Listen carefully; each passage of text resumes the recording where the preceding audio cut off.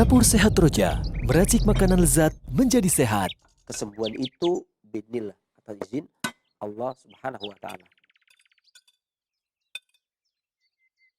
Bismillah, Assalamualaikum warahmatullahi wabarakatuh. Waalaikumsalam. Alhamdulillahirabbil alamin wassalatu wassalamu ala Rasulillah wa ala alihi wa ashabihi wa man tabi'ahum bi ihsanin ila yaumiddin, amma ba'd. Assalamualaikum para pemerhati Roja dimanapun Anda bisa menyimak siaran kami. Apa kabar Anda di kesempatan ini? Semoga Anda beserta keluarga dalam keadaan sehat selalu dan tentunya semoga dalam penjagaan dan perlindungan Allah Subhanahu wa taala. Alhamdulillah, di kesempatan ini kita berada dalam program Dapur Sehat Roja, meracik makanan lezat menjadi sehat, bersama narasumber kita, Sisi Abu Muhammad Faris Al-Kianji, hafizahullah ta'ala. Dan Alhamdulillah, Sisi sudah bersama kita di kesempatan ini. Kita sapa terlebih dahulu. Assalamualaikum warahmatullahi wabarakatuh. Waalaikumsalam warahmatullahi wabarakatuh. Alhamdulillah. Alhamdulillah, Alhamdulillah baik sehat. Nah, barakallahu fiik. Barakallah. Assalamualaikum. Setelah penyampaian materi, ya, nanti kita akan ke segmen berikutnya. Baik, kita kembali ke Sisi Abu Muhammad. Sisi, ini pembahasan kita berkaitan dengan menu berbuka ya di bulan Ramadan tentunya. Dan ini racikannya ada kurma, timun, kemudian melon. Ini apa saja yang berkaitan dengan menu kita ini, Sisi? Baik, terima kasih. Bismillahirrahmanirrahim. Assalamualaikum warahmatullahi wabarakatuh. Alhamdulillahirabbil alamin. Wassalatu wassalamu ala nabiyina Muhammadin wa ala alihi washabbihi ajmain, amma ba'd. Kaum muslimin rahimani wa rahimakumullah, para pendengar pemirsa Roja dimanapun Anda berada. Syukur alhamdulillah kita panjatkan kehadirat Allah Subhanahu wa taala yang telah melimpahkan kurnia-Nya kepada kita, memberikan kepada kita kesempatan, kesehatan, sehingga hari ini kita dipertemukan kembali oleh Allah Subhanahu wa taala. Salat serta salam semoga selalu senantiasa Allah curahkan kepada junjungan kita Nabi besar Muhammad SAW, kepada para keluarganya, para sahabatnya, para tabi'in, tabi'ut tabi'in, dan seluruh pengikutnya yang selalu senantiasa istiqomah di dalam menapakan sunnahnya hingga di yaumul qiyamah. Dan adapun kemudian daripada itu, maka ini merupakan untuk yang pertama kalinya kita di Dapur Sehat Roja meracik tentang menu berbuka ya. Dan dikarenakan sesuatu dan lain hal, kita membuatnya sesederhana mungkin ya. Kita bahas adalah menu yang sudah biasa diperbincangkan, yakni minuman jus kurma dengan mentimun atau dengan melon. Ya, sebenarnya di sini ada dua yang kita butuhkan, bahannya itu ada dua sebenarnya. Kita tampakkan tiga di sini adalah suka-suka. Boleh, sebenarnya ada satu lagi, semangka. Boleh kurma dengan semangka, boleh kurma dengan melon, boleh kurma dengan mentimun itu ya. Dan mungkin dikarenakan karakteristik atau tabiat timun di Indonesia ini aromanya lebih menguasai ya, saya lebih memilih melon hari ini kan. Karena pada prinsipnya sebagaimana juga dijelaskan oleh Syekh Albani bahwasanya di Silsilah Shahihah, kurma ini panas pada tingkatan kedua. Ibnu Qayyim juga menjelaskan dia juga panas tingkatan kedua, lembab pada tingkatan kedua. Sementara melon itu dingin pada tingkatan kedua dan lembab pada tingkatan kedua. Kaum muslimin yang melakukan saum, berpuasa seharian penuh, ini otomatis berarti dia pengosongan materi yang ada di perutnya, nggak ada ya, kosong seharian. Maka kalau kita mengacu kepada pendapatnya Al-Imam Ibn Muflih Al-Hambali, bahwasanya tubuh manusia itu terdiri dari dua unsur ya, atau dua tabiat, ini unsur hararah dan unsur rutubah. Dan kalau melihat hal demikian, maka kurma ini sebenarnya sudah memenuhi syarat dari hal itu. Karena kurma itu sangat manusiawi, karena kurma itu memiliki dua unsur juga, ini unsur hararah pada tingkatan kedua dan unsur rutubah pada tingkatan kedua. Artinya kalau ada yang mengatakan derajat kedua, ada yang mengatakan tingkatan kedua, tapi pada hakikatnya sama. Artinya di sini manisnya kurma ini, panas derajat atau tingkatan keduanya ini meningkatkan energi vital ya, yang seharian itu kosong dari materi, sehingga kemungkinan lemas atau kurangnya nutrisi, maka dia akan ketutupan dari sisi energi vitalnya. Begitu pula dengan rutubahnya, dia memiliki karakter lembab atau rutubah pada tingkatan kedua. Seharian itu kurang saripati makanan. Maka makanan yang pertama kali masuk kemudian ke dalam usus perut kita ini adalah rutubah. Karena perut itu butuh rutubah, gitu ya. Di sini ada keseimbangan yang sangat bagus. Di antaranya melon dingin tingkatan kedua, kurma panas tingkatan kedua. Ini seimbang. Ya, sama. Sementara melon ini memiliki tingkat kelembapan tingkatan kedua, kemudian kurma juga lembab tingkat kedua. Artinya di sini lembabnya lebih. Artinya rutubahnya lebih. Nah, ini suatu keistimewaan sekali. Kenapa? Karena keseharian ini kita kekurangan rutubah, ya kan? Adapun harorohnya, kemudian burudahnya, dinginnya itu mengikuti. Yang paling dominan di sini adalah kekurangan rutubah. Ini kekurangan materi. Ya. Maka jus atau menu ini dimaksudkan untuk mengganti cairan ataupun nutrisi makanan yang tidak sempat dikonsumsi dalam keseharian itu. Maka mengkonsumsi ini, kalau istilah sekarang di Indonesia itu kan ngetrennya berbuka dengan yang manis. Ini maksudnya manis ini ya. Yang manis itu ini ya. Jadi keseimbangan. Cuman di sini gini, berapa sih takaran? Sebenarnya takaran itu sesuai selera. Entah itu kurma 3, entah itu kurma 7 kan. Ada kalanya orang yang makannya banyak 7 cukup, atau yang enggak ya dia 3 cukup kan. Makanya tapi nanti kita akan bikin 7 ya. 7 kemudian melonnya itu 1 iris ya, kira-kira sekitar 3 sampai 4 iris, mungkin sekitar 3 ya. Jadi nanti kita blender bareng, kemudian kita kasih air. Sebenarnya nggak butuh gula atau madu karena dia udah manis. Dua-duanya udah manis gitu ya. Kecuali kalau pingin orang-orang yang kepingin segar baru dikasih buah lain seperti air jeruk ya. Tapi kalau ini rasanya sudah enak. Tapi bagi orang yang menginginkan yang segar ya boleh dikasih air jeruk sedikit ya. Nanti kita racik bersama. Ya. Ini kita langsung ya. Boleh, silakan. Untuk raciknya. Berarti kurma 7 ini ambil aja ini 7 butir. Ya.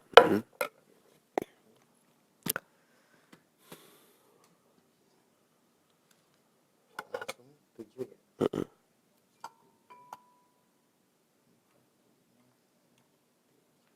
Kurma juga bagus banget nih ya. Iya. Ini Bijinya udah dibuang ya. Jangan dikira nanti bijinya belum dibuang. Ini bijinya udah. Ini apa? Melonnya. melonnya Coba ambil 3 potong dulu. 3 potong. Ya.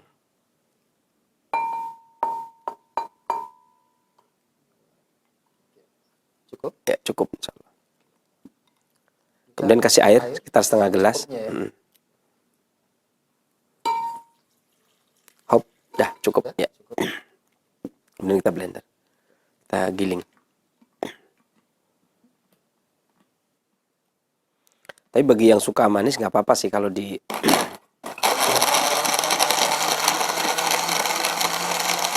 Sampai halus ya. sampai halus. Kalau bagi orang yang suka manis ya tambah madu, nggak ada masalah. Tapi biasanya ini sudah sangat manis, dan bagi kayak saya yang nggak suka terlalu manis tuh. Saya lebih suka nggak pakai gula. Nah, itu ini udah manis sekali. Tapi kan orang-orang kadang-kadang beda-beda. Ini sudah halus seperti yang Udah, ya sepertinya udah halus. Kemudian dituang. Ya. Masya Allah ya. Tampilannya sudah menarik ya. Karena kurmanya juga kurmanya teksturnya bagus, kemudian melonnya juga bagus. Berarti ini tidak perlu disaring lagi ya. Nggak usah. Seratnya bagus. Ya, sip. Nah, sekarang kita bahas tentang khasiatnya kan. Iya. Jadi tadi di awal saya sudah sampaikan bahwasanya dia memiliki tingkatan rutubah yang lebih tinggi gitu ya. Artinya di mana kurma ini meningkatkan energi vital, ya. Kemudian mengharmoniskan limpa lambung, menguatkan hati. Kemudian biasanya dulu kalau ada orang yang kena DBD misalkan, kemudian harusnya kan dia ditambah, ya kan, karena trombosisnya menurun biasanya. Nah ini kurma ini biasanya lebih cepat meningkatkan untuk tambah darah, untuk tambah energi vital, untuk tambah nutrisi itu. Jadi kemudian ditambah dengan melon, maka dia memiliki khasiat untuk mengharmoniskan antara perut dengan hati, antara perut dengan organ lain, Sehingga bagi orang yang keseharian sahat dalam satu hari itu lemah, kayaknya puasa ini nyampe apa enggak ini? Nyampe apa enggak gitu ya. Makanya cukup menjadi nutrisi itu. Sebenarnya ini enggak harus dikonsumsi, tidak dibutuhkan, bukan hanya dibutuhkan di saat sahur saja, buka saja sebenarnya.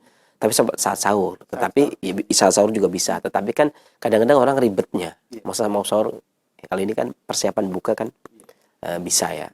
Jadi dia meningkatkan energi vital, mengembalikan vitalitas yang sempat berkurang, bukan hilang, kemudian berkurang, ya, mengembalikan rutubahnya, mengembalikan nutrisinya, mengembalikan energi vitalnya, ya, sehingga dalam keadaan berpuasa pun tetap energi vitalnya penuh, dan yang paling penting tidak terlalu kenyang. Ketika minum ini dulu kan nanti enggak, makan nasinya agak nanti, ya. Jadi yang seharusnya azan maghrib kita makan nasi itu berarti duduk dulu, gitu ya. Mereka sholat jamaah selesai kita masih duduk, gitu ya. Ini kan bisa langsung pergi, gitu kan.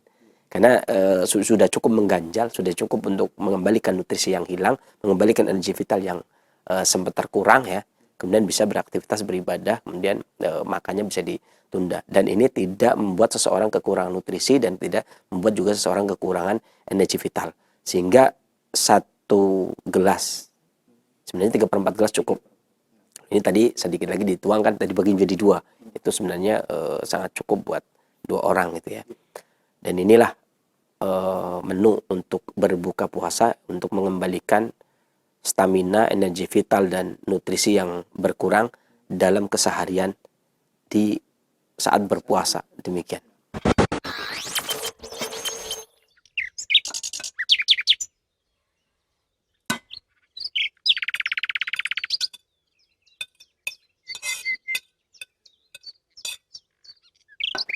Dapur Sehat Roja, meracik makanan lezat menjadi sehat.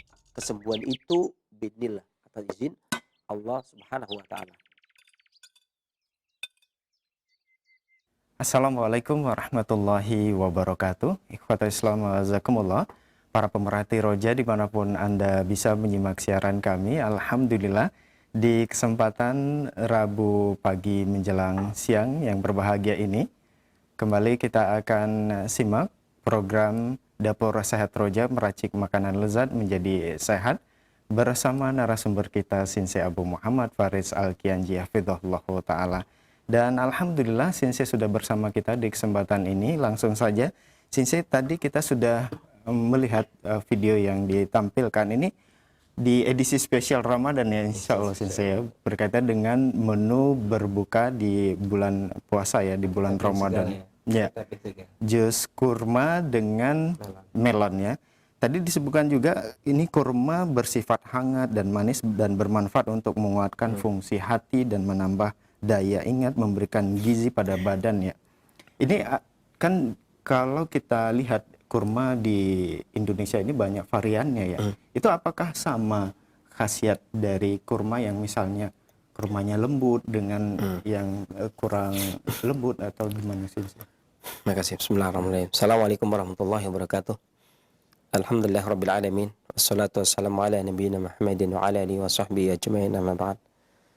Kaum muslimin, para pendengar pemirsa Roja dimanapun Anda berada, syukur alhamdulillah kita panjatkan kepada Allah Subhanahu wa taala yang telah memberikan kepada kita kesempatan kesehatan sehingga hari ini kita kembali dipertemukan oleh Allah Subhanahu wa taala. Salam serta salam semoga selalu senantiasa Allah curahkan kepada junjungan kita Nabi besar Muhammad sallallahu alaihi wasallam, kepada para keluarganya, para sahabatnya, pada tabi'in, tabi'in dan seluruh pengikut-pengikutnya yang selalu senantiasa istiqomah di dalam menapaki sunnahnya hingga di yaumul qiyamah. Dan adapun kemudian daripada itu, ini menarik pertanyaannya karena kurma ini memang sangat banyak sekali jenisnya. Meskipun kurma yang berasal dari Arab itu belum sampai di Indonesia semua gitu ya. Saya punya catatan kurma itu ada berapa? 26 jenis kurma gitu kan, dari berbagai daerah. Ada Qasim, ada Madinah, ada macam-macam gitu ya. Dan rata-rata hampir boleh dikatakan kurma ini memiliki kesepakatan. Artinya karakteristik kurma ini disepakati gitu ya. Tentunya berbeda lagi dengan jenis kurma Cina misalkan. Cina kan punya kurma juga, tapi ya beda kurmanya ya. Sering dijadikan obat, yang nggak dijadikan makanan. Kalau makanan yang biasanya ya kurma ini ya. Dan yang ada di Indonesia ini memang bertahap datang gitu ya. Dan ini sekarang sudah cukup bagus, ada Sukari gitu kan, yang kemarin tadi kita pakai gitu kan. Iya, betul. Kemudian ada Khalas. Dulu Tunisia aja udah keren sekali gitu, ada tangkai gitu ya, kurma itu. Jadi sekarang udah mulai banyak kurma berdatangan dan sudah kita bisa menikmati kurma layaknya orang Arab menikmati kurma yang orang di Arab itu tidak ada, di sini juga dinikmati ada juga gitu ya. Dan pertemuannya, formulasinya ya, atau penyeimbangnya itu sebenarnya nggak mesti melon, gitu ya. Sebenarnya bisa mentimun, bisa semangka. Cuman kemarin kita perhitungannya itu kalau mentimun Indonesia itu kan aroma mentimunnya menguasai gitu kan. Iya. Jadi kalau kurma itu kita pertemukan dengan mentimun itu, ya kita kayak makan timun rasa manis gitu kan. Jadi karena kurma itu kan nggak ini apa, nggak berbau gitu kan. Iya. Nggak ada aromanya gitu kan, jadi kalah jauh. Sementara kalau melon ya memang punya aroma khas, tetapi ya nggak setajam timun. Timun itu kan jarak agak jauh aja kita dapat. Nah, mau semangka, mau melon, mau timun, ini ada beberapa. Jadi karakteristiknya kalau korma itu panas pada tingkatan kedua, kemudian lembab pada tingkatan kedua. Ya. Kemudian juga timun itu dingin pada tingkatan kedua, kemudian lembab pada tingkatan kedua. Ya. Ketika dikolaborasi ada terjadi perbedaan pendapat. Ada yang mengatakan manis netral, ya. Ada yang mengatakan manis sejuk. Ya. Jadi manis sejuk. Karena manis di sini kan lembabnya lebih dominan. Karena timun juga lembab, kurma juga lembab, gitu ya. Cuman melon itu lembab, kurma juga lembab. Cuman sisi yang penyeimbang adalah kurma itu hangat, kemudian melon itu sejuk atau dingin. Jadi ketika dia bertemu, maka sebagian besar para ahli kesehatan klasik mengatakan kalau formulasi ini itu disebut memiliki tabiat manis sejuk, gitu ya. Di mana fungsinya adalah menguatkan fungsi organ tubuh, kemudian juga energi vital dan darah. Menguatkan energi vital, kemudian darah, karena rutubahnya tadi, lembabnya tadi. Ini indikasi utama. Adapun secara umum khasiatnya ketika terjadi perpaduan ini, ya, ketika dipisah, kurma ini bersifat hangat dan manis, jadi hangat dan lembab, dan dia bermanfaat untuk menguatkan fungsi hati, kemudian menambah daya ingat, gitu ya. Kemudian memberikan gizi pada badan, memberikan nutrisi, dan tentunya tujuan buka mengkonsumsi kurma adalah beberapa makanan dan nutrisi yang nggak sempat atau kekurangan nutrisi dalam keseharian itu, maka dia akan menambah kembali, memberikan gizi dan nutrisi pada badan yang sempat tidak didapat di dalam keseharian, dan meningkatkan kekebalan tubuh. Ini yang penting, ya kan? Jadi memberikan gizi dan nutrisi sehingga seorang puasa pun dia tidak kekurangan gizi, gitu kan? Tidak kekurangan nutrisi. Kemudian menambah daya ingat. Sementara mentimun itu sendiri yang sifatnya lembab dingin, ini bermanfaat untuk menyejukkan lambung. Ya. Kan panas keseharian, kosong. Kemudian mengobati gangguan kandung kemih. Karena biasanya habis sahur biasanya kan masih suka sering kencing, gitu. Iya, betul. Ya kan, karena habis sahur biasanya, pas sahur itu biasanya orang banyak minum, gitu. Banyak minum, gitu. Padahal banyak minum ya banyak kencing, gitu kan. Banyak minum banyak kencing. Nah, ini ya, maka mentimun ini bermanfaat untuk menyejukkan lambung atau menyejukkan perut, kemudian mengobati gangguan kandung kemih, ya. Kemudian juga memperlancar kencing, melancar aliran kencing, sehingga habis cairan kencing yang seharian itu nggak kencing, kemudian dia memperlancar kencing dan gangguan kandung kemih. Sehingga kalau dipadukan, khasiatnya itu terjadi perbedaan. Jadi kalau dari tadi menguatkan hati, menambah daya ingat, yang satu hanya menguatkan lambung, gitu ya. Nah, ketika dia disatukan, justru dia menguatkan fungsi hati, tetap meningkatkan daya tahan tubuh, meningkatkan daya ingat, dan menguatkan otot jantung. Ya, ketika dia dipadu ternyata menguatkan otot jantung dan menghilangkan panas, serta menyegarkan tubuh. Jadi seharian panas, hilang panasnya, kemudian menyegarkan tubuh dan melembabkan tubuh. Ya. Sehingga menghindari terjadinya kekurangan rutubah. Karena seharian kita ini tidak makan, seharian kita ini tidak minum. Secara otomatis ketika seseorang itu tidak makan dan tidak minum, berarti dia kekurangan cairan dan kekurangan nutrisi. Nah, perpaduan itu akan menambah. Dan menambah daya ingat artinya menguatkan jantung, karena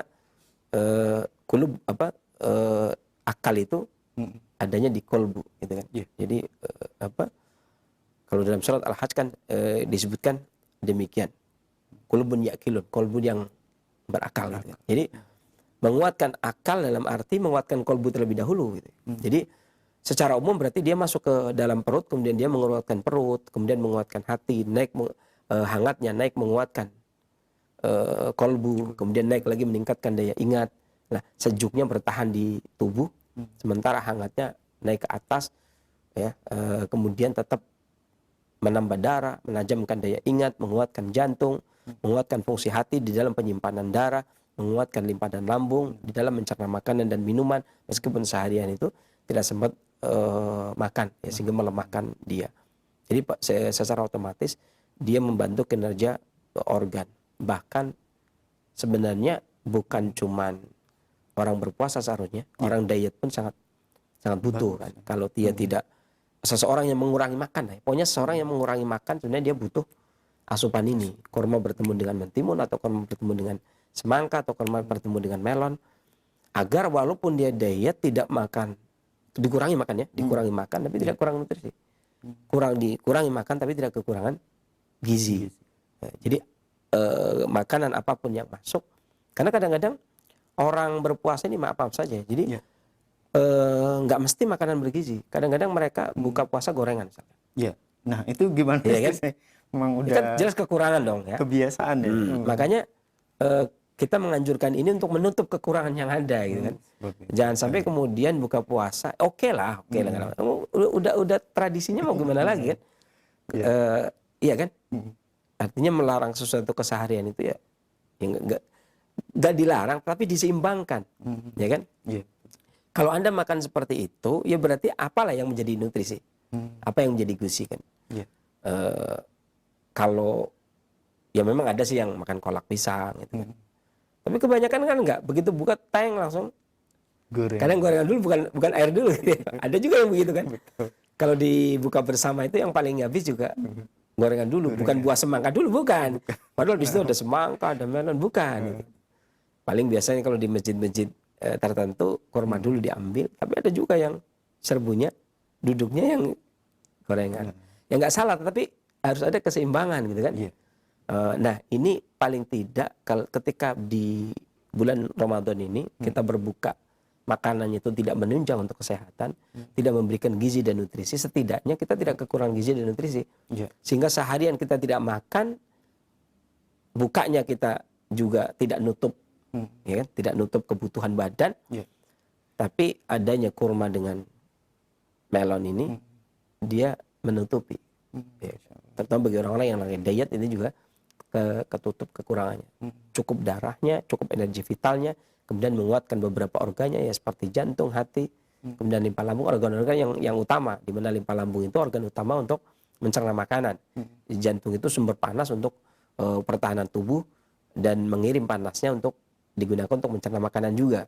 Dan sementara hati itu untuk menyimpan darahnya. Artinya beberapa organ yang keseharian bekerja ini diasupi semua. Jadi paling tidak sisihkan waktu kalau memang kita biasanya karena kalau kebanyakan gorengan udah nggak mau makan nasi kan, ya kan, udah banyak udah makan, selesai makan nasi, lauk juga sudah nggak nafsu, ya paling tidak minumnya ini, ya kan, minumnya masih enak, ya, demikian. Baik Sensei. Dan ini minuman berbuka ini bisa untuk anak-anak dengan dewasa juga, ya betul. Sensei? Kita bikin itu dari anak-anak, dewasa, sampai ibu hamil menyusui, itu relatif baik. Baik. Kemudian tadi ada kaitan dengan gorengan. Ini kebiasaan yang lain juga itu biasa berbuka dengan minuman yang dingin. Itu efek ke tubuh itu bagaimana sih? Ini sebenarnya minuman dingin ini dia sejuk tapi sifatnya kering. Iya. Sementara keseharian tenggorokan kita kering, perut kita juga kering, gitu kan. Iya. Jadi minuman dingin ya sebenarnya dingin kulkas maksudnya, Iya, dingin es betul. itu, seperti AC begitu. Itu kan itu juga kurang bagus. Bukan dingin biasa. Kalau dingin biasa nggak ada masalah. Makanya dingin biasa itu dingin ruangan, dingin yang tidak dimasukkan di Iya. pendingin, mesin pendingin itu ya. Sementara gorengan juga panas lembab. Gitu ya. Gorengan juga panas lembab. Jadi dia rata-rata Iya. juga nggak bagus buat tenggorokan. Jadi esnya juga makanya ya seringnya puasa begitu. Iya. Sekian hari puasa tenggorokan yang kena, Iya. ya kan? Panas dalam yang kena. Nah, karena itu tadi kekurangan rutubah, Iya. kekurangan pelembabnya, kebanyakan pengeringnya, gitu kan? Yang dikonsumsi kebanyakan pengeringnya. Apalagi goreng pasti cabai dong. Nggak Betul. mungkin dong gorengan doang kan. Bahkan ada yang Kurang saus lengkap. kadang, saus kadang. Iya, saus. Gorengan cabai. Nah. Ya. Kalau orang-orang Jawa gorengan cabai. Mungkin kalau sini ada saus. Jadi beberapa makan yang dimasukkan itu kan sebenarnya nggak menolong. Dimana keseharian kita perut kosong, keseharian kita kering, dikeringkan, gitu kan. Nah paling tidak jus ini itu ya memberikan asupan kelembapan yang hilang atau kelembapan yang tidak kita dapatkan di keseharian tersebut. Baik, Sensei. Kemudian berkaitan dengan buah yang selanjutnya itu melon ya, Sensei ya. Melon yang digunakan tadi adalah melon yang golden, yang ini kuningnya. Itu kalau yang melon yang Sebenarnya hijau, melon biasa nggak ada masalah. nggak masalah juga ya. Jadi itu suka-suka ya. Kalau kita suka melon biasa juga bagus. Aroma juga harum gitu ya. Cuman mungkin ketemunya di apa ya, warna ya. Warna. Jadi kalau orang yang pakai melon kuning itu warnanya kayak apa gitu ya. Melon yang biasa itu warnanya kayak apa gitu kan. Begitu pula ketika ketemu dengan semangka, itu juga warnanya seperti apa. Ya memang ini kan tadi kita bikin 3 itu bikin skala kecil ya. Kalau satu keluarga ada suami ada istri ya nggak mungkin dong. Iya. Ya. Ada anak-anak gitu kan. Mungkin bikinnya skala besar. Kayak kemarin ketika kita syuting taping aja, habisnya yang banyak langsung di jus semua. Nah, Kalau untuk kru kan nggak cukup kan segitu kan. Tiga itu kan nggak cukup kan, tapi yang banyak. Gitu. Ya, memang bagusnya sih memang kalau bisa 7, kemudian melon itu bisa sepotong 7, satu potong itu. potong. Ya, satu biasa Utuh atau ya? iris biasa itu, yang ukuran sedang biasa, Iya. kemudian dimasukkan kalau habis 1 orang. Tapi biasanya kalau itu enggak, ya kan? Kalau gorengan 10 habis tuh kalau itu. Iya. Susu itu jus itu kadang-kadang susah untuk dihabiskan. Iya, baik Sensei. Baik Sensei, ini berkaitan dengan pada saat seorang melakukan ini saum ya, di dekat-dekat pada saat sore hari itu memang terasa ini ya, terasa letih, kemudian haus. Itu tips untuk supaya tidak cepat ini bagaimana Sensei? Sebenarnya menu berbuka tadi, Iya, menu berbuka tadi, ini sebenarnya menghilangkan haus. Ya, kemudian juga karena dia memberikan nutrisi pada darah, memberikan cairan, kemudian memberikan energi vital, mengembalikan kembali stamina yang hilang. Adapun menu sahur kali nanti ya, bagaimana agar keseharian itu tidak kehausan gitu ya. Mungkin nanti Insya Allah pekan depan ya, insya insya Allah, Allah. ya kita bahas bagaimana agar stamina tetap oke dan tidak haus di sepanjang puasa. Walaupun ujung-ujungnya nggak enak, karena yang namanya puasa itu biasanya menahan haus dan lapar. Kalau nggak haus nggak lapar ya nggak seru juga. Kadang-kadang begitu. Baik Sensei, jazakallah khairan atas penyampaian materi yang sangat bermanfaat sekali di kesempatan ini. Nah, ikhwatal Islam wa jazakumullah, saatnya kami membuka sesi tanya jawab. Silakan bagi Anda yang ingin bertanya seputar kesehatan atau keluhan penyakit di halo. Ya. Assalamualaikum warahmatullahi wabarakatuh. Waalaikumsalam warahmatullahi wabarakatuh. Umu Abdillah di Mamojo ya. Iya. Silakan. Pertanyaan saya Sensei, beberapa di luar tema ini. Ya. Beberapa hari yang lalu tiba-tiba tangan sebelah kiri saya mulai dari pangkal ketiak itu pertama di situ, lama-lama turun sampai ke siku. Nah sekarang ketika digerakkan itu sensei seakan-akan ada uratnya tertarik-tarik begitu. Kalau bagaimana ya? Sakit lah sensei begitu. Masih sampai sekarang Ibu? Iya masih sakit. Ya. Baik. Jazakallahu khairan. Assalamualaikum warahmatullahi wabarakatuh. Waalaikumsalam warahmatullahi wabarakatuh. Ya. Fadhil Sensei. Keluhan seperti itu sebenarnya ada beberapa makanan yang sebenarnya harus dihindari. Di antaranya kayak jeroan, otak, kikil, kemudian kol. Ini termasuk makanan yang berat untuk dicerna. Biasanya ada memicu kemudian tertimbun dan peredaran darah dan energi vital itu tidak bisa mengalir tapi terhambat. Adapun makanan yang bisa sesimpelnya, ibu bisa menggunakan 1 ibu jari temulawak kemudian diparut, seduh pakai air setengah gelas kemudian diminum mau tidur. Ya, kalau untuk penjagaan saja, kalau memang berat masih nyeri maka bisa digunakan bangun tidur mau tidur. Tapi kalau sudah enggak maka cukuplah ketika mau tidur saja. Demikian, mudah-mudahan Allah angkat penyakitnya dan bermanfaat bagi para pendengar Indonesia yang lainnya selanjutnya. Baik, jazakallah khairan Sensei atas jawaban yang disampaikan. Semoga bermanfaat untuk penanya Umu Abdillah yang berada di Mamuju, Sulawesi. Nah, ikhwatal Islam azakumullah, silakan bagi Anda yang ingin terhubung bersama kami. Halo.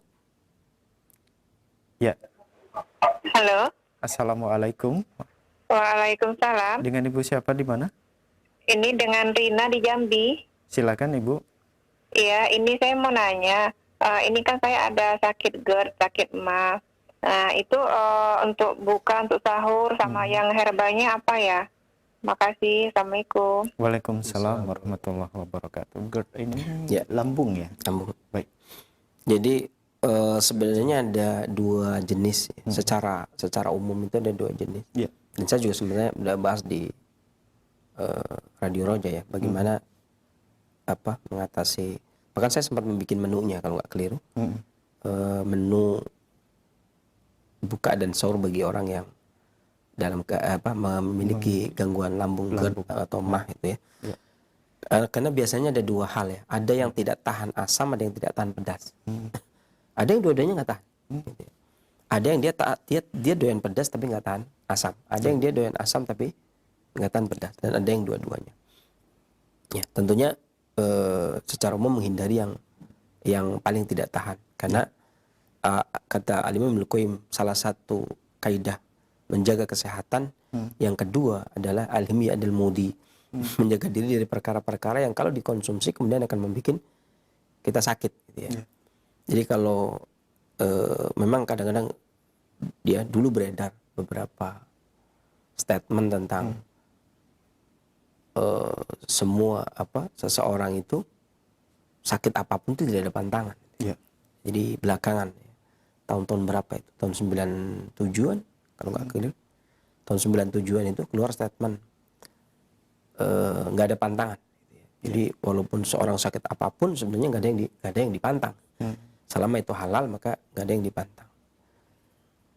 Maka jelas ini bukan berasal dari pengobatan lama, tapi pengobat mungkin ide ini muncul hal yang baru, kesimpulan-kesimpulan sendiri gitu ya. Karena Al-Imam Ibnu Qayyim pun menegaskan salah satu kaidah menjaga kesehatan setelah hifdzus shihah adalah al-himi anil mudi, menjaga diri dari perkara-perkara yang kalau dilakukan atau dikonsumsi itu akan menimbulkan sakit. Kemudian dicontohkan juga di sana bahwasanya sahabat Ali ya radhiyallahu anhu ketika habis sakit panas kemudian tidak diperbolehkan mengkonsumsi korma. Oleh Nabi SAW kemudian dianjurkan untuk mengkonsumsi talbinah gitu ya. Talbinah, bubur. Iya. Waktu mampir di rumahnya Ummu Hani. Artinya ini juga menunjukkan adanya sesuatu yang memang berpantang itu ada. Begitu pula ketika orang yang ada gangguan perut, entah itu MAH atau GERD, entah itu yang nggak doyan asamnya, entah itu yang nggak doyan pedasnya. Karena memang betul, walaupun dulu sempat menjadi hal yang diperbincangkan, sesuatu yang ini bagus tapi kelemahannya di sini, ini bagus tapi kelemahannya di sini, makanan-makanan itu ya. Tapi hari ini itu beberapa makanan, dampak dari makanan itu yang dia tahu manfaatnya. Sekarang banyak orang mengumbar, banyak orang sekali menyampaikan ini manfaatnya ini manfaatnya ini. Tapi dia tidak membahas tentang ini dampaknya begini. Artinya dari sisi hibdu sihahnya, dari sisi anjuran untuk kesehatannya dia tahu. Misalkan coklat untuk ini, udang untuk ini gitu ya. Kol untuk ini. Tahu gitu penjelasannya. Tapi sisi lain ini nggak bagus untuk ini. Ini nggak bagus untuk ini. Contoh misalkan beberapa udang yang banyak, orang yang kena gangguan jantung kemudian sesak, kalau dia mau konsumsi itu akan memicu kesesakan. Tapi secara umum udang bagus. Jadi dari sisi alhimyahnya, dasar berpantangnya, ini yang kadang-kadang kurang. Tapi orang yang sakit biasanya dia tahu. Ya, ini yang sangat disayangkan. Kalau yang pasien yang sakit tahu, tabibnya nggak tahu, ya. Iya kan, ini kan payah jadinya. Saya kalau makan ini sakit kaki saya misalkan. Oh enggak apa-apa. Nah, ini jadi kacau jadinya kan. Tapi akhirnya sakit juga gitu kan. Yang jadinya kacau. Makanya harusnya seorang tabib lebih tahu dari pasiennya, dan pasien yang sudah berpengalaman. Artinya pasien berpengalaman itu sakitnya udah lama gitu ya. Kayak lambung itu kan biasanya sakitnya lama. Itu udah pengalaman. Ya, itu yang paling efektif sebenarnya. Kalau gangguan lambung itu yang penting jangan cemas, jangan stres, jangan banyak pikiran. Usahakan berpuasa dengan gembira gitu. Karena menyambut puasa itu ya gembira nggak harus jingkrak gitu ya. Nangis juga bisa gembira gitu ya. Nantinya. Nah, beberapa hal yang bisa makanan-makanan yang bisa dikonsumsi itu namanya tabiat, Bu. Tabiat itu ada dua kata Imam Al-Qayyim. Ini tabiat bawaan. Bawaan ini dipengaruhi oleh letak geografis daerah kita. Ya, ini berdasarkan musimnya gitu ya. Kemudian juga orang tua kita, makanan yang kita makan gitu ya. Emosi yang didapat dari kedua orang tua. Ini namanya tabiat bawaan. Meliputi semua hal yang kita bawa dari kampung. Ini tabiat bawaan. Yang kedua tabiat kebiasaan. Ya, tabiat kebiasaan itu adalah keseharian kita ini. Kita tiap hari ini makan apa, berasnya dari mana, airnya dari bagaimana gitu ya. Ini namanya tabiat kebiasaan. Nah, orang yang sakit itu sebenarnya kalau dia profesional sakit, artinya sakitnya udah lama dan dia udah tahu, teliti betul. Saya kalau habis makan ini sakit, apalagi lambung, itu jelas banget. Maka apa sih makanan yang paling baik? Sebenarnya makanan yang paling baik adalah yang tidak sensitif bagi lambung. Jadi kita makan, lambung kita nerima. Dan tentunya seperti yang saya katakan tadi, masing-masing orang berbeda. Ada yang saya habis asam urat pun begitu, nggak cuma lambung, asam urat pun begitu. Saya kalau makan kol nyeri lututnya. Oh kalau saya enggak, kalau saya makan kangkung. Oh saya enggak, saya bayam. Oh saya enggak, saya kacang. Oh itu bervariasi. Akhirnya jadilah itu asam urat itu pantangannya, ya kan begitu. Ya kol, ya kacang, ya bayam, ya kangkung gitu kan. Kalau saya otak, oh iya otak, ya jeruan, ya kikil gitu kan. Akhirnya jadikan satu lah tulisannya. Ya, berapa lembar itu kan akhirnya. Padahal itu pengalaman sekian orang. Jadi ada kalanya enggak saya asam urat, tapi kalau kangkung aman-aman saja. Saya juga bayam aman-aman saja. Saya cuman gitu tadi, pengalaman orang ini ditulis. Ini asam urat Anda iya. Enggak bisa makan bayam iya. Anda kangkung iya. Ditulis semua jadi satu. Kemudian dikasihkan ke satu orang untuk berpantang. Ya selesai sudah. Jadi semakin lama pantangan itu semakin banyak gitu ya. Nah, padahal setiap orang itu beda. Setiap ya? orang itu beda. Baik. Ada yang saya enggak semua, kecuali nangka. Kalau nangka betul saya. Itu berarti dia sendiri dia itu. Jadi Anda berarti saya nggak boleh makan kangkung. Boleh. Ya nggak boleh nangka. Sebenarnya alhimia itu sebenarnya kita masing-masing pasien itu tahu gitu. Justru yang susah tabib. Seorang tabib itu butuh kecerdasan dan keahlian, ya, dan keprofesionalannya. Ketika sampai dia tahu betul ini pantangannya apa, ya kan? Karena kalau pasien mah tahu gitu, oh saya mah nggak bisa makan ini, gitu kan? Ya kayak saya tadi penanya, makanan apa yang bagus? Ya yang biasa ibu makan dan lolos gitu kan, lolos seleksi gitu kan? Kan aman. Iya, yang aman kan. Ibu misalkan nggak doyan cabai, ya berarti jangan. Yang berbau cabai jangan.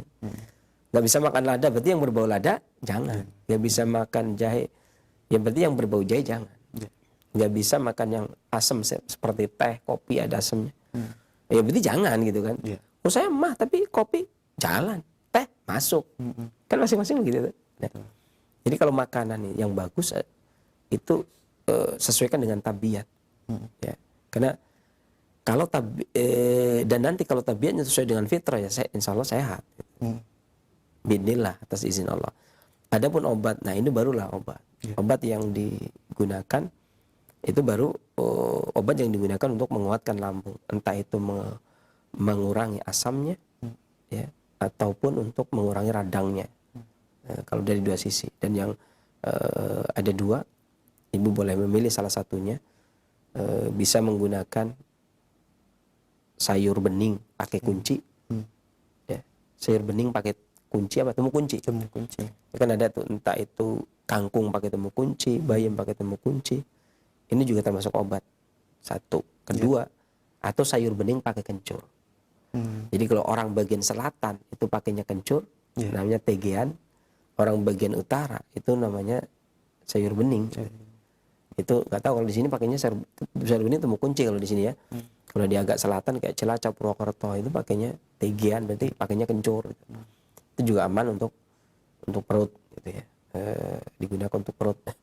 Jadi ini lauk, ya. Kadang-kadang orang itu lauknya apa? Ya ini, gitu kan. Ya, saya makan misalkan sayur labu misalkan, atau sayur oseng, baby corn.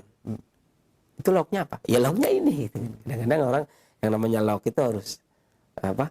Ikan. Adapun ikan itu kalau orang yang terkena gangguan perut itu yang aman dan nyaman pilih satu di antara dua, boleh lele, boleh gurame. Boleh lele, boleh gurame. Cuman kalau gurame saya sarankan jangan tiap hari. Karena mahal itu. Ya, harganya lumayan. Harganya lumayan. Kalau orang kaya nih, serah lah ya. Jadi gurame itu ya dibakar juga enak, dipepes juga enak. Yang nggak enak di duitnya. Ini dia agak sedikit mahal. Itu kalau lauknya itu boleh lah, gurame itu boleh. Bagus, itu termasuk obat juga. Ya. Adapun ini kan tadi baru membahas makanannya ya. Tapi nanti dipilih yang mana ya. Ibu lebih cocok yang pakai kencur apa lebih cocok yang pakai temu kunci? Lebih cocok gurame apa lebih cocok lele? Gitu kan?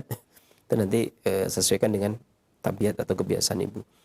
Adapun obatnya ibu bisa menggunakan satu jari kunyit. Kalau ibu tidak tahan pedas pakai umbinya. Pakai umbinya seujung ibu jari. Kalau tidak tahan pedas. Kalau ibu perutnya itu tidak tahan asamnya, itu gunakan rimpangnya. Yang seujung jari telunjuk. Ya, kalau ini harus hafal betul. Kalau yang tidak tahan adalah panas atau pedasnya, yang dipakai umbinya. Kalau yang tidak tahan adalah pedas, yang dipakai umbinya seujung ibu jari.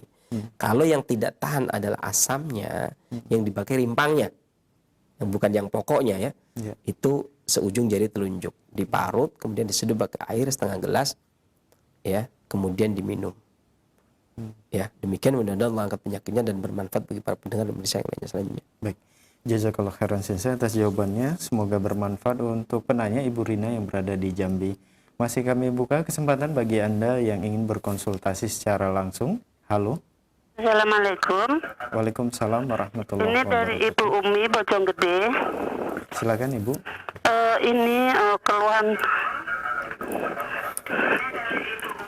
Mohon dikecilkan terlebih dahulu Ibu volume televisi atau radionya.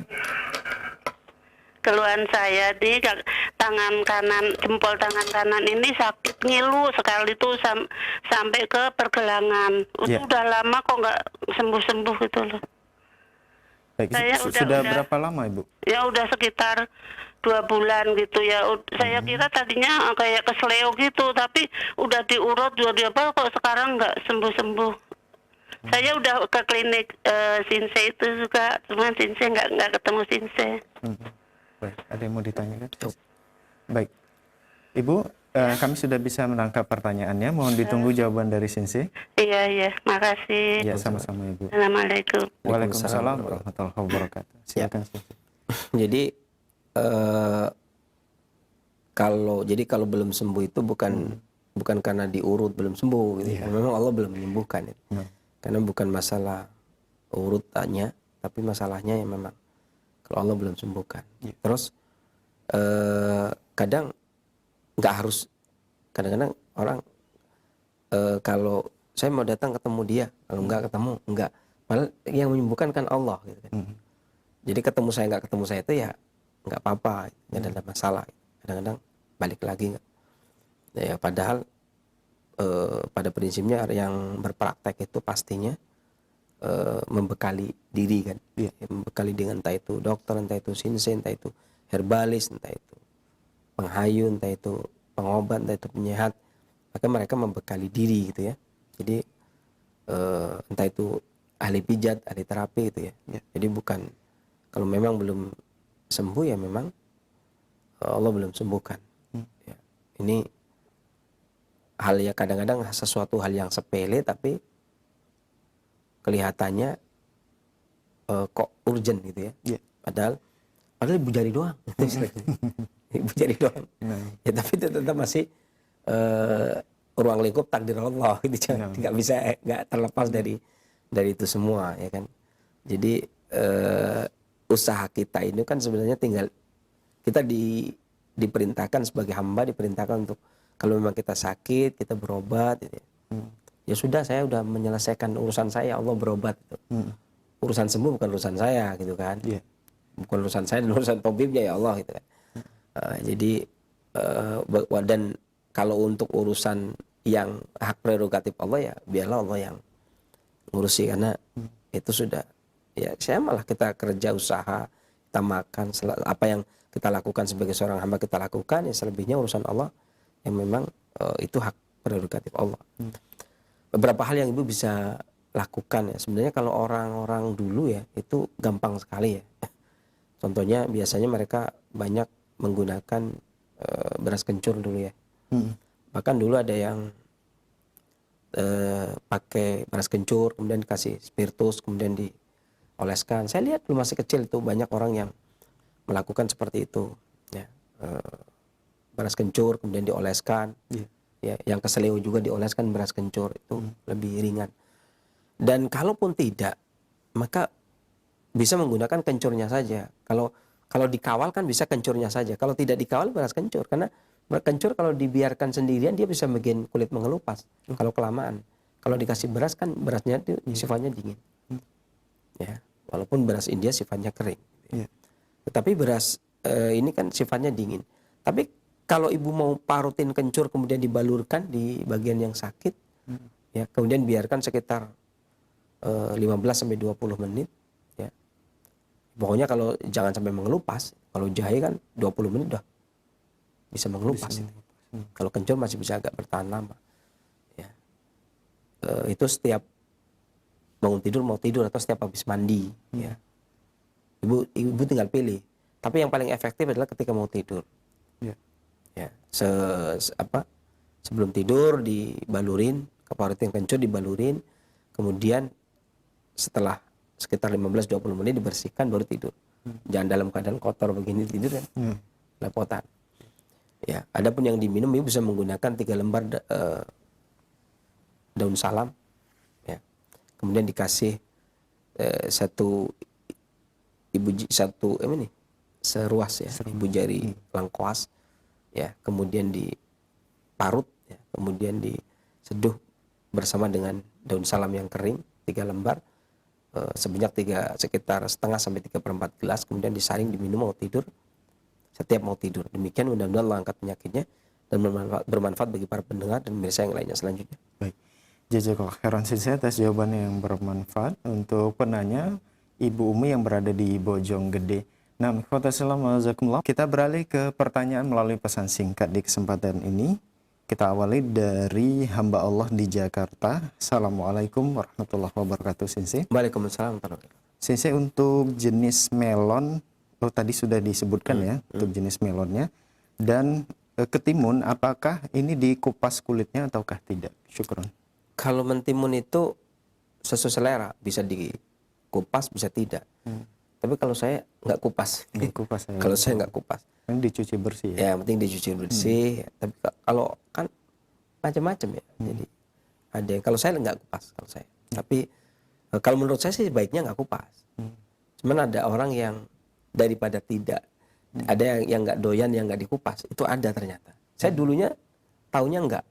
Taunya ya timun nggak dikupas itu biasa-biasa saja. Tapi ternyata setelah banyak bertemu dengan orang, ternyata ada juga yang nggak doyan timun tanpa tak dikupas. Tak dikupas, ya. Daripada nggak ketemu timun sama sekali ya, silahkan.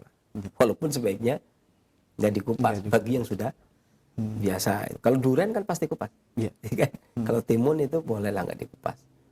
Ya. Kemudian untuk timunnya itu berapa ini sih? Satu yang Satu ukuran ya? ukuran sedang. Sedang. Kalau ada timun yang gede banget. Karena sebenarnya perbandingannya kan 1:1. Karena tabiatnya itu seimbang. Ya. Sebenarnya kalau 1 on dengan 1 on, karena tabiatnya seimbang. Kalau 1 kilo dengan 1 kilo ya. Ya. Semakin mengecil. Ibaratnya begitulah. 1 kilo dengan 1 kilo, 1 on dengan 1 on, 2 on dengan 2 on. Karena 1:1.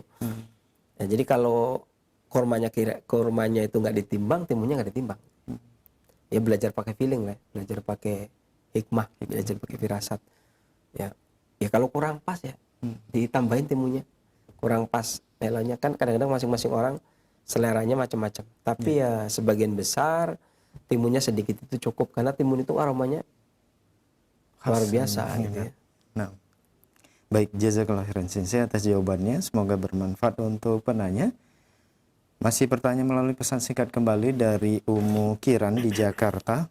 Assalamualaikum warahmatullahi wabarakatuh, Sensei. Sensei, bagaimana khasiatnya jika air kelapa muda diminum saat buka puasa? Kemudian apakah penyebab panas atau gerah saat sholat setelah makan, Sensei? Jazakallah. Ya. Jadi apa sih manfaatnya air kelapa? Yang jelas air itu mengisi kembali sesuatu yang seharian tidak didapat. Dimana orang puasa itu memang kita kehausan. Jadi makanya resepnya itu ya air, ya kan? Mau jus makanya kita tidak meresepkan makan kurma saja, tetapi di jus bareng itu. Karena kebanyakan orang yang ditaksir itu air gitu kan. Karena kita mengikuti tabiat kemauan orang. Lagi haus-haus suruh makan, gitu kan caranya gitu kan. Makanya kita bagaimana caranya agar tetap ya. Jadi air kelapa kan kita keseharian pun kehilangan cairan, dan kelapa itu mengembalikan cairan yang hilang. Meskipun berbeda dengan kurma dengan melon ya. Karena kurma dengan melon itu ke perut kemudian ke arah atas, sementara kalau kelapa itu ke perut kemudian ke bawah, lebih ke arah ke esensi ginjal gitu ya. Dan sedikit yang naik ke atas lah ya. Artinya nggak sampai seperti kurma mentimun yang sampai ke otak kemudian mencerdas, sampai ke kolbu kemudian sampai ke otak gitu ya, menyejukkan otak. Itu nggak sampai seperti itu gitu ya. Tetapi kalau dari sisi mengganti cairan yang sebenarnya bukan nggak yang hilang ya, yang nggak didapat gitu ya. Kalau yang hilang itu kan kita kehilangan cairan itu kan memang kita tidak mendapati minuman. Kalau ini kan memang kita sengaja ya puasa seharian yang memang kita tinggalkan cairan tersebut kemudian menggantikan. Sebenarnya air putih juga sama, seorang yang kekurangan cairan paling efektif minum air gitu ya, entah itu air kelapa, air putih gitu ya. Itu efektif. Kemudian tadi yang kedua? Yang kedua, penyebab panas atau gerah saat sholat setelah makan, Sensei. Sebenarnya bervariasi ya. Kalau kondisi rutubah atau esensi ginjalnya, jantungnya itu kurang, pasokan dari ginjal, karena jantung itu dominan panas. Ya gampang mudah keringat, mudah panas. Itu biasanya panas jantung yang berlebih. Entah itu panas jantung berlebih itu lemah energi vitalnya,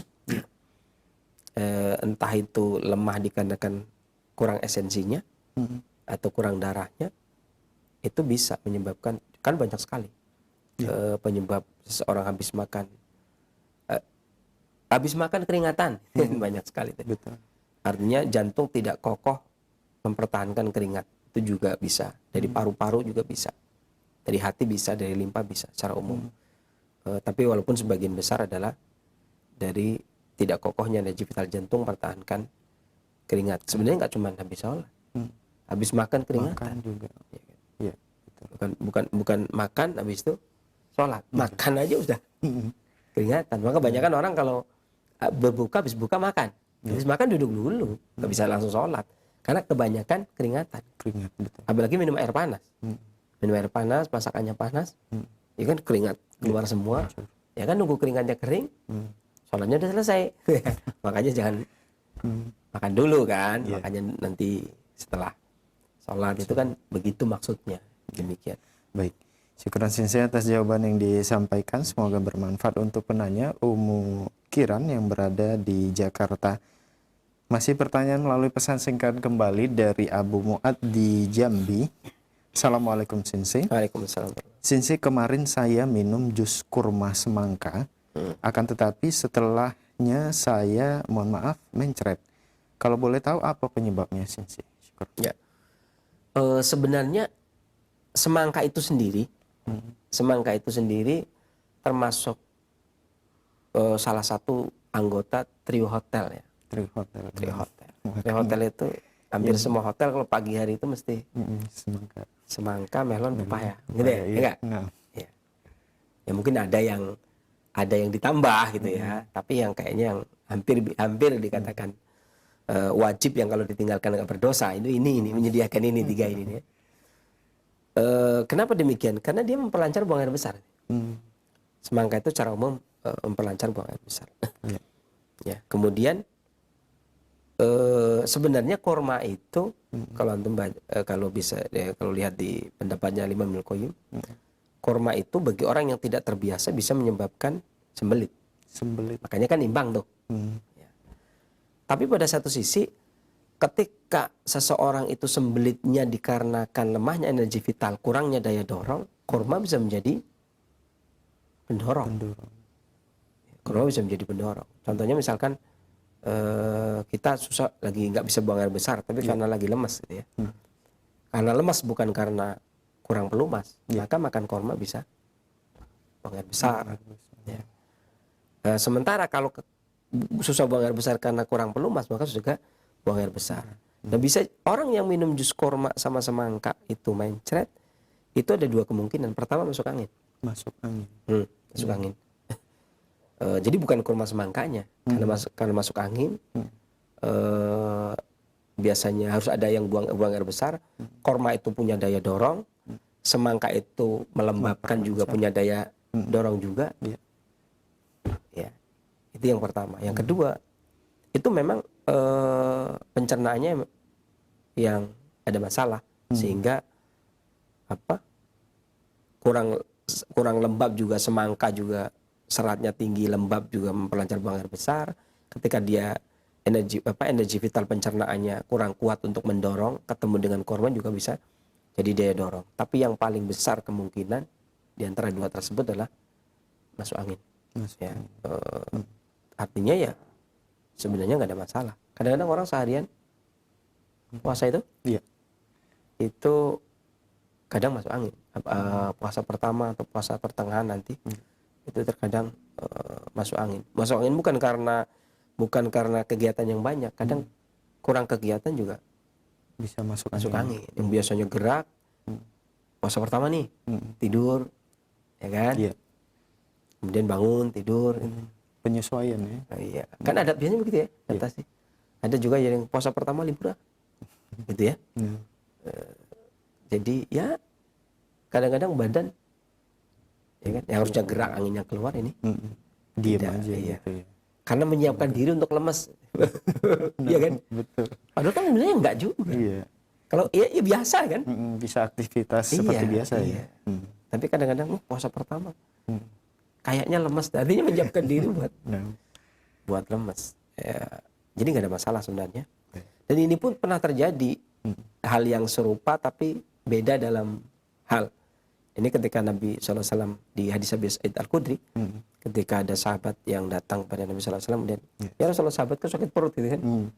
minum madu, masih moncor gitu. Masih gitu. Iya. Kemudian suruh minum madu.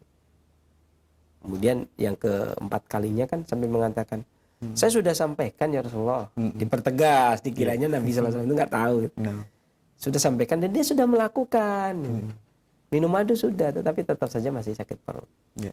Kemudian Rasulullah SAW tetap minum madu. Sodakallah kata jadi ya sodakallah maha benar Allah dan perut saudaramu yang dusta. Gitu.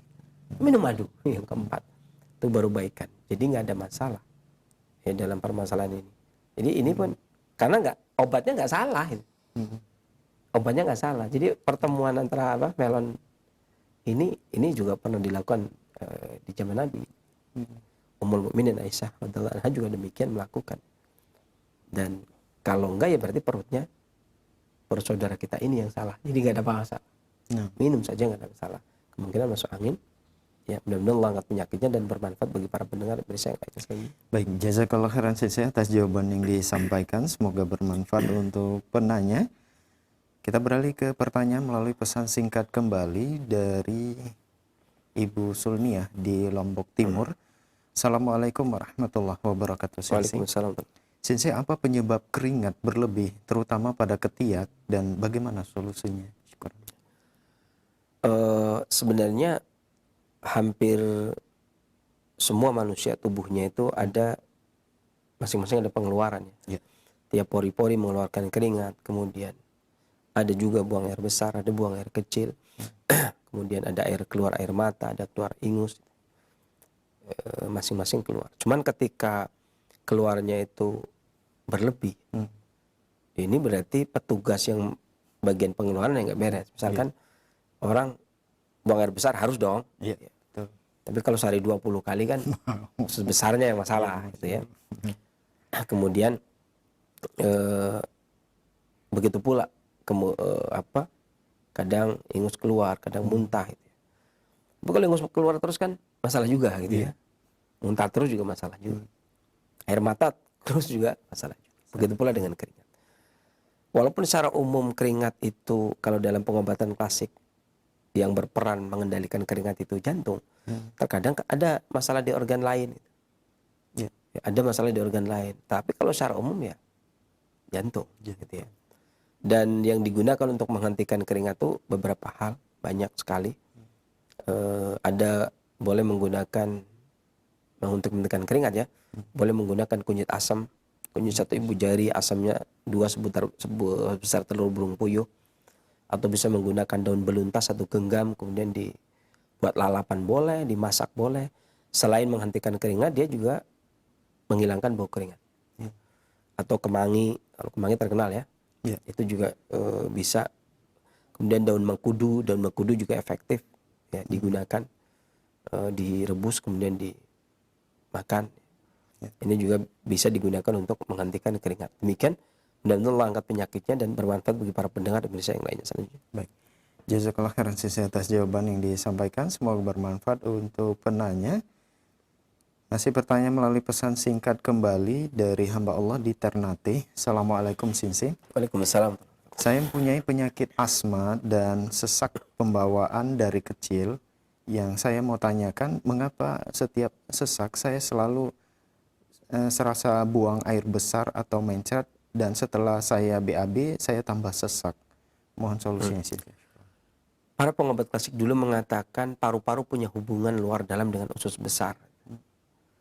Jadi kalau buang air besar itu dikendalikan oleh usus besar, sementara sesaknya dari paru nyambung, karena paru-paru punya hubungan luar dalam dengan usus besar. Ya. Beberapa hal yang efektif digunakan adalah setiap kali nyesek, ngunyah kencur seujung jari kelingking dikunyah. Kupas enggak? Biasanya kupas. Ada yang kupas, ada yang tidak. Jadi kupas kemudian dikunyah, telan minum air hangat setiap kali nyesek. Adapun kalau tidak nyesek maka yang dikonsumsi ini juga untuk pencernaan juga, untuk usus besar juga. Itu satu begini ya, 2 ruas jari, 2 ruas kelingking itu kunyit sebesar 2 ruas kelingking. Kemudian diparut. Kemudian diseduh pakai air setengah gelas, kasih garam kasar. Apa garam kasar ya? Garam ikan itu. garam ikan gitu ya, sekilo 5.000 kalau nggak salah. Iya. Garam yang paling murah. Namanya garam-garam yang biasa buat garam ikan. Itu ya sedikit saja, beberapa butir saja, kemudian diaduk, ya, kemudian diminum, lakukan mau tidur, bangun tidur, mau tidur. Mudah-mudahan Allah angkat penyakitnya dan bermanfaat bagi para pendengar Indonesia yang lainnya selanjutnya.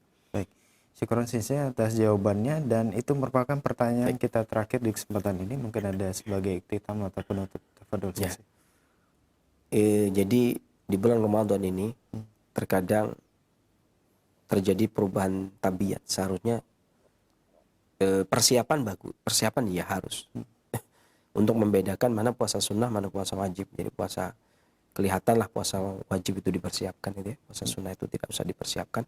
Kadang-kadang Nabi sallallahu alaihi wasallam puasa ketika datang pulang nggak ada makanan ya langsung puasa, artinya berarti nggak ada persiapan gitu ya. Di bulan Ramadan itu persiapan ya, harus dipersiapkan. Tapi jangan sampai kemudian tabiat kita pun ikut andil, maksudnya ini kan puasa, harusnya saya sediakan waktu tidur siang yang panjang gitu ya. Ya nggak juga begitu, artinya tetap saja kita berjalan seperti biasa. Kan aktivitasnya cuma nggak makan, ya kan? Aktivitasnya cuma nggak makan. Kegiatan biasa kan jalan, baca bisa ya, apa bisa ya. Jangan sampai. Tapi kalau kita menyiapkan diri dengan saya kan puasa, jadi lemas. Nah, itu kan. Ya, jadi kayak yang lainnya nggak puasa gitu kan. Artinya nggak harus demikian. Kalau yang seperti itu ya biasanya habis asar ngelihat huruf itu ya loncat-loncat. Ya usahakan mempersiapkan itu terutama kolbunya, ya kan. Jangan repot mempersiapkan makanan tapi nggak dipersiapkan kolbunya. Jadi habis zuhur itu mikirnya es kelapa, kolak, repot. Ini persiapkan kolbunya. Ya biasa sajalah, karena kalau dulu itu, ini ya sekarang saja. Dulu itu makan itu memang sehari nggak 3 kali. Sehari itu yang paling efektif dulu itu ya, zaman kami masih belajar itu ya 2 kali, ya pagi dan sore. Emang siang nggak makan. Puasa nggak puasa memang siang nggak makan. Tapi kalau puasa ya berarti ya sama gitu ya. Artinya ya sama-sama makan. Cuman bedanya kalau sarapan pagi itu jam 7 lah atau jam 6. Ininya kalau makan malamnya mah sama. Jam 6 sama ya. Jam 6. Atau habis maghrib sama lah. Minum aja. Cuman bedanya nggak minum saja sih sebenarnya.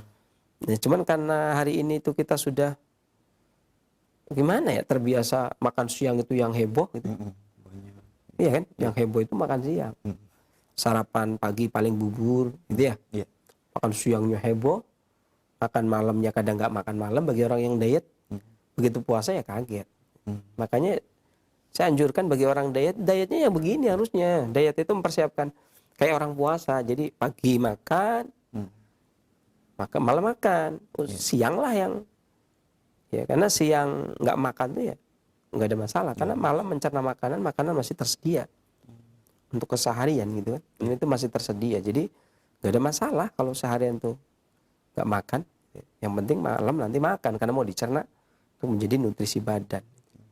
Ya cuman bagi negara-negara yang dijajah ya kebanyakan ngikut pola yang menjajah ya, atau masyarakat luar negara kita yang lain, akhirnya kita memiliki kebudayaan yang sama, yakni makan 3 kali. Tapi kalau yang sudah biasa makan 2 kali ya nggak ada masalah, ya biasa gitu. Nggak ada masalah ya. Jadi ya tetap bisa beraktivitas, tetap bisa kerja, tetap bisa baca, tetap bisa melakukan aktivitas gitu ya. Jadi usahakan demikian. Dan ingat walaupun sakit di dalam keadaan puasa ya biasa saja. Karena yang paling penting adalah bagaimana penyikapan kita, kolbu kita, menyiapkan diri untuk menyambut bulan Ramadan, bergembira di kolbu kita, bersyukur kita masih mendapatkan Ramadan gitu ya. Bukan heboh mempersiapkan yang untuk perut gitu ya. Karena yang dipersiapkan untuk kolbu, karena untuk akhirat kita, bukan untuk perut yang nantinya dibuang gitu ya. Mudah-mudahan bermanfaat apa yang kita sampaikan ini. Nasihat juga buat diri saya, keluarga dan semuanya. Mudah-mudahan bermanfaat. Saya akhiri. Bila taufiq wal hidayah. Alhamdulillah rabbil alamin. Wassalamualaikum warahmatullahi wabarakatuh.